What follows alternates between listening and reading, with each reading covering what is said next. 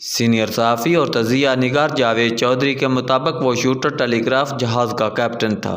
وہ بوسٹن کا رہنے والا تھا۔ وہ جہاز لے کر جمیکا جاتا اور آتا رہتا تھا۔ آمد و رفت کے دوران اس نے جمیکا میں پہلی بار کیلے دیکھے۔ مقامی لوگ اس عجیب و غریب پھل کو بنانا کہتے تھے اور اسے سبزی کی طرح پکا کر بھی کھاتے تھے اور فروٹ کی طرح۔ کھانے کے بعد بھی وہ جتنا عرصہ جمیکا رہا کیلے کھاتا رہا۔ بوسٹن واپس آیا تو کیلوں کے کریٹ ساتھ لے آیا اور انہیں مقامی منڈی میں بیچ دیا۔ لوگوں کو یہ پھل دلچسپ لگا اور وہ اسے دھڑا دھڑ خریدنے لگے۔ بیکر کو 1000% منافع ہو گیا۔ اس نے نوکری چھوڑی اور کیلوں کا کاروبار شروع کر دیا۔ امریکہ میں اس وقت صرف سیب مشہور تھا۔ لوگ صبح و شام سیب کھاتے تھے۔ بیکر نے کیلا متعارف کرایا اور لوگ سیب کے ساتھ کیلے بھی کھانے لگے اور یوں یہ آہستہ آہستہ ہر گھر کی ضرورت بن گیا۔ امریکہ میں اب کیلے کی مارکیٹ تھی، لیکن یہ جہاں اگتا نہیں تھا، جبکہ جنوبی امریکہ کے زیادہ تر ملکوں میں یہ عام تھا۔ بیکر نے کیلے امپورٹ کرنا شروع کر دی اور اس تجارت سے کروڑوں ڈالر کمائے۔ بیکر کو دیکھ کر دوسرے امریکی تاجر بھی بنانا بزنس میں کود پڑے۔ 1873 میں امریکہ میں ریلوے نیٹ ورک شروع ہوا تو ریل ٹائکونز ہنری میکس اور اس کے بھانجے یہ ریل کے ساتھ کیلے کے بزنس میں آئے اور کوسٹا ریکا میں ریل کی پٹری کے ساتھ ساتھ کیلے کے باغات لگانا شروع کر دیے۔ یہ پروجیکٹ کامیاب ہو گیا تو یہ لوگ کیلے کے ساتھ ساتھ دوسرے پھل بھی جنوبی امریکہ سے شمالی امریکہ ایکسپورٹ کرنے لگے۔ یوں 1870 کے آخر میں انڈسٹریل ایگریکلچر کے نام سے نیا بزنس شروع ہو گیا۔ نئی کمپنیاں بنی اور یہ ساری کمپنیاں آخر میں یونائٹڈ فروٹ کمپنی کے جھنڈے تلے اکٹھی ہو گئیں۔ یونائٹڈ فروٹ کمپنی آنے والے دنوں میں جنوبی امریکہ کے ممالک کے لیے ایسٹ انڈیا کمپنی ثابت ہوئی۔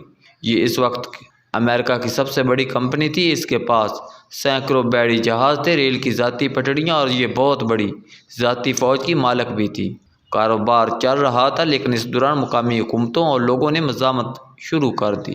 کمپنی جنوبی امریکہ کے ممالک میں اپنی مرضی کی حکومتیں بنوانے لگی۔ اس کا پہلا ٹارگٹ اینڈورس تھا۔ مالکان نے اینڈورس میں ایک سیاسی جماعت کو سپورٹ کیا۔ وہ حکومت میں آئی اور کمپنی نے اس کا بھرپور فائدہ اٹھایا اور پھر اس کے بعد اس نے پیچھے مڑ کر نہ دیکھا۔ یہ آہستہ آہستہ پورے جنوبی امریکہ میں اپنی حکومتیں بنواتی چلی گئی اور اس کا کاروبار فروٹ اور اناج آگے نکلتا چلا گیا۔ اس میں چینی، ادویات اور کوکین بھی شامل ہوئی اور یہ شراب کی سب سے بڑی سپلائر بھی بن گئی۔ کمپنی پروفائل اخبارات میں آنا شروع ہوا تو امریکی رائٹر اونری نے 1904 میں کمپنی کے زیر اثر ممالک کو بنانا ریپبلک کا نام دے دیا اور یوں دنیا میں یہ اصطلاح متعارف ہو گئی اور اب دنیا کے ہر اس ملک کو بنانا ریپبلک کہا جاتا ہے جس کے وسائل محدود اور اخراجات زیادہ ہوں اور اس میں قانون اور ان کی گرفت کمزور ہو۔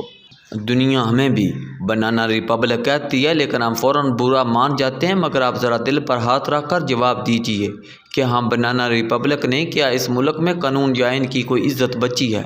انسانی نفسیات ہے۔ آپ جب کسی شخص کو برفی چوری کرنے کا موقع دے دیتے ہیں تو وہ اس کے بعد دودھ کا ڈبہ بھی اٹھا لیتا ہے، اور آپ جب پہلے چور کا ہاتھ نہیں روکتے تو پھر پورا شہر ساری ٹرینیں لوٹ لیتا ہے۔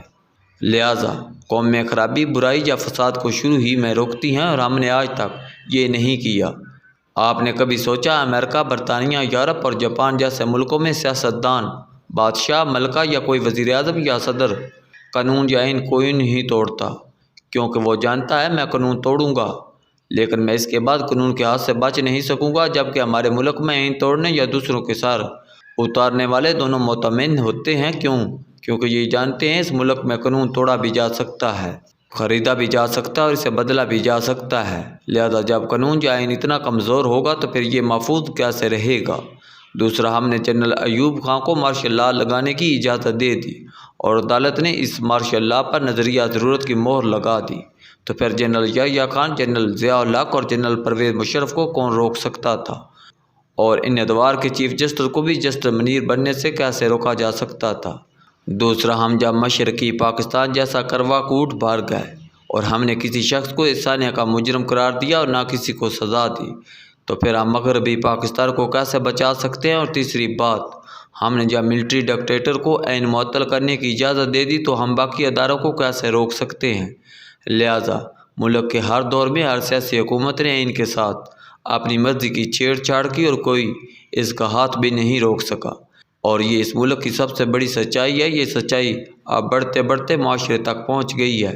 لہٰذا آج ملک میں میرا جسم میری مرضی بھی چل رہی ہے اور سڑکیں بند کر کے پولیس اہلکاروں کو قتل عام بھی جاری ہے اور ریاست کے پاس خاموش کھڑے ہو کر تماشا دیکھنے کے سوا کوئی چارہ نہیں۔ آپ آج دل پر ہاتھ رکھ کر جواب دیجیے ڈپٹی اسپیکر، قاسم سوری اور سعد رضوی میں کیا فرق ہے؟ کیا یہ دونوں آئین کو تسلیم کرتے ہیں؟ مجھے اگر آپ اجازت دیں تو میں یہ اعتراف کروں گا، سعد رضوی بہرحال قاسم سوری سے بہتر ہے۔ یہ معاہدہ کر کے خاموش تو بیٹھ گئے، جبکہ قاسم سوری نے آئین کا حلف اٹھا کر اسی آئین کو پاؤں تلے روند ڈالا۔ اور یہ شرمندہ بھی نہیں ہے، ہم برسوں سے اس ملک میں کرپشن، قانون اور آئین کا سیاپا کر رہے ہیں۔ ہم نے کبھی سوچا ہمارے ملک کے مقتدر عہدیدار کرپشن کیوں کرتے ہیں؟ یہ آئین اور قانون کیوں توڑتے ہیں؟ کیونکہ ہم نے آج تک کسی کو سزا نہیں دی۔ ذرا سوچیے، عمران خان نے کیوں 158 ارکان اسمبلی کو غدار قرار دے دیا؟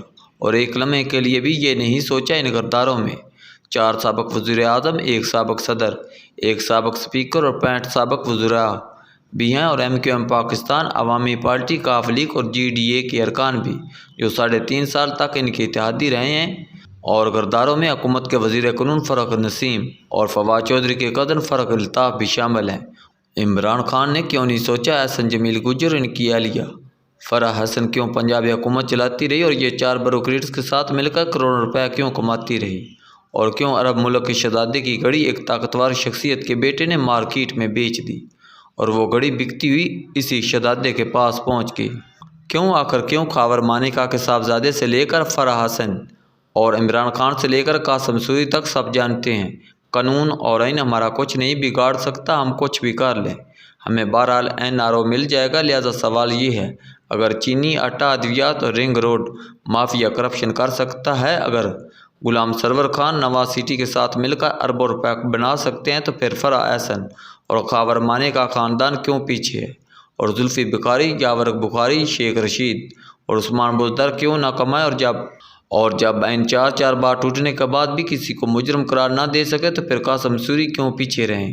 اور جب مشرقی پاکستان توڑنے والوں کو بھی معافی مل جائے، تو پھر اگر قانون پورے ملک کا بیڑا غرق کرنے والوں کا ہاتھ اور زبان نہ روک سکے، تو پھر عام آدمی سڑک پر سگنل کیوں نہ توڑے؟ ذرا دل پر ہاتھ رکھ کر جواب دیجیے، کیا ملک میں ہونے والے ان واقعات کے بعد زہر جعفر اور ویڈیو اسکینڈل کے ملزم عثمان مرزا کو جیل میں رکھنے کا کوئی جواز ہے؟ ہم نے جیلوں میں لاکھوں لوگوں کو کیوں بند کر رکھا ہے؟ کیا ان کے جرائم اسد قیصر اور قاسم سوری سے زیادہ سنگین ہیں؟ ہم سگنل توڑنے والوں کو بھی کیوں جرمانہ کرتے ہیں؟ کیا یہ حکمرانوں سے بڑے ملزم ہیں؟ اور اس ساری صورتحال کے بعد آپ ایک بار پھر دل پر ہاتھ رکھ کر جواب دیجیے، کیا ہم بنانا ریپبلک نہیں ہیں؟